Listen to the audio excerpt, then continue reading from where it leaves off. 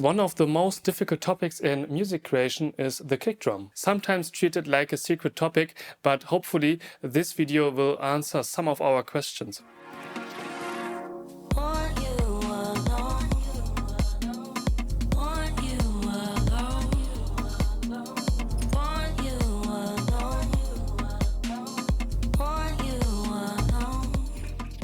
Commonly, a kick drum is the heartbeat and the center of a track, so of course we put a lot of weight and importance to it. I think there are hundreds of different ways to approach this topic. This video is not about compression or how to use EQing the right way on your kick drum, because I guess there are plenty of videos out there from specialized audio engineers who are doing a really great job on this topic. So this video is more about the bigger picture, the vision and the understanding of your needs. So I learned a lot through producing and actually listening to different styles, different genres, and analyzing and asking myself, why is something working and perhaps why is something not working? I've tried to break down my thoughts about creating your perfect kick drum in 3 chapters. Chapter 1, analyzing. You are the one who knows what your track needs. I try to understand what the composition of the track is telling me and for what kind of kick drum I should go for, because different styles of kick drum can bring a different result to the track. For the analysis, there are a few things important to me. The emotions the track is aiming for, cause even the kick drum can underline this, the context of what the track is actually, the style of genre, and maybe most important, what the function of the kick drum should have. So let's check out what I mean.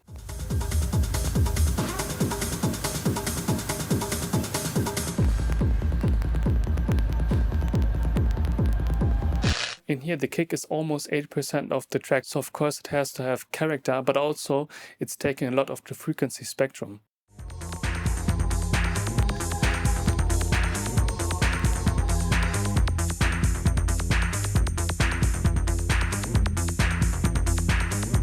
Here the kick is almost invisible and functioning as the kind of clock or groove generator.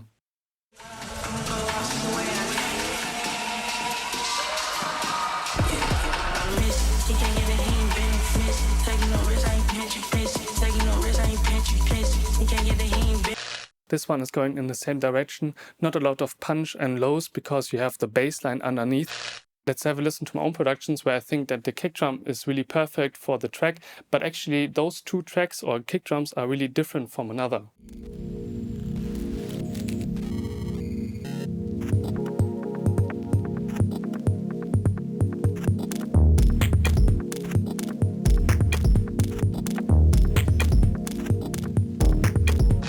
Here I've used the sound as the kick drum, which is almost like a metal thing, but I wanted to have something in contrast to the mids and to the textural atmosphere.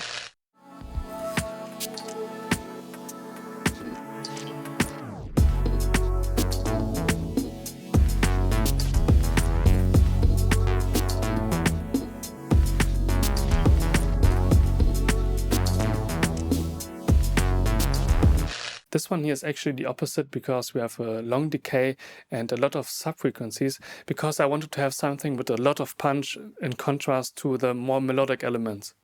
So try to identify what you're looking for and what the kick should emphasize or maybe even express. If you understood the problem, then it's time for chapter 2. Chapter 2, creating. For sure, samples can be really useful, even classic sounds such as the 808 or 909. These come with a certain aesthetic and actually because of its heavy use, sadly with not much unique character. But these can be processed and turned into something which becomes your own. And this you can achieve through layering or processing. Perhaps we should define what perfect kick drum means, and to me, this is where a unique sound character comes together with the fulfillment of a specific function in the track. Because imagine having a kick drum that is actually working really well, like mixing wise, but you don't like the sound of it, like the character and what it's expressing. Or vice versa, where you need the character, but it's like really muddy with the bass and it's not working in the functional way. And I think actually layering is a really important word for me at this point. Probably you know already that you can break down a kick drum into the sub, body and transient. If you already identified what you're looking for, then we can break down the sub, body and transient into the layering, and makes it more easy for us to give it a function plus character. For example, the function of the sub It's there to shake your body, to make it feel, to push it into you, let's say. And the longer this one is, the more harder it gets. So if you have like just a short sub, then it's like there and it's gone away.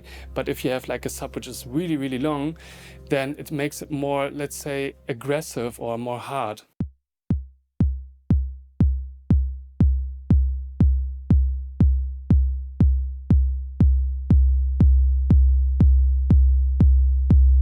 But for example, if you're into bouncy house where you have like stabby basses, then the kick should be a little bit shorter because you need space for the bass to squeeze it into. So your kick can go really low, but it's shorter because, as mentioned, you need the space for the steps.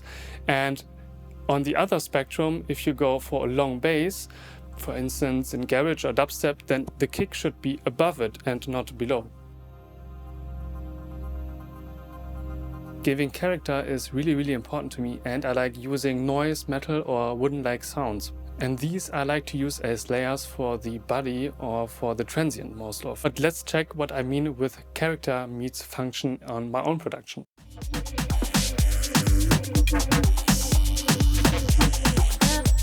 For this track I created a kick drum which is also functioning as the bass line at the same time, because the low end of the kick is actually just a sine wave, and I layered it with more like a wood knocking sound and the metal sound as the transient to pop everything in the mix.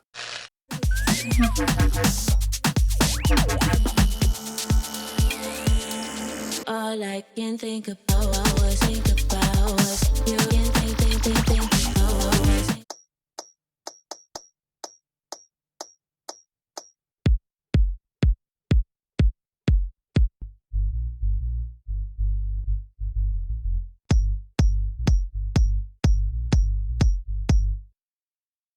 At the beginning I said I don't go too deep into mixing, and I won't. But I think I should mention it because mixing is really, really important with the kick drum, because everything is a work of context, and the way everything is treated around the kick drum and with the kick drum is how you interact with the kick drum as a listener. A long time I made the mistake, because I'm coming from a techno background, is to think that the kick drum is sitting at 50 Hertz, which is not wrong, but at the same time not really correct as well, because the kick or the transients is sitting much more higher in the mix, and also the body is really important because everything is about the mid-range. So the sub is there to carry or emphasize the mid-range, and the highs are there to make the mid-range more pop. Here are a bunch of VSTs I like to use for mixing and sound design on kicks. I can highly recommend Ableton's Erosion, because by using a sine you can add like kind of metallic texture to it, or noise, which is really useful for mixing, but also to give it a certain amount of character. For the distortion I like to use the Overstayer plugin, which is a brilliant copy in my opinion to the outboard version.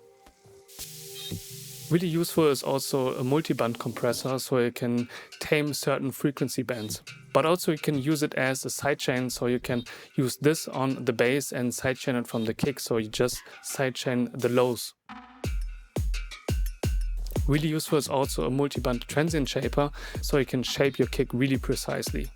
And last but not least is the Valhalla, my favorite reverb. I like to use it to give it a certain amount of room and to place it precisely, but I only use it on the mids and as a send channel, so not directly on the track channel, but on the send to make it more clean, and not on the lows to not make it muddy. That's it for today's video. I hope it was helpful a little bit.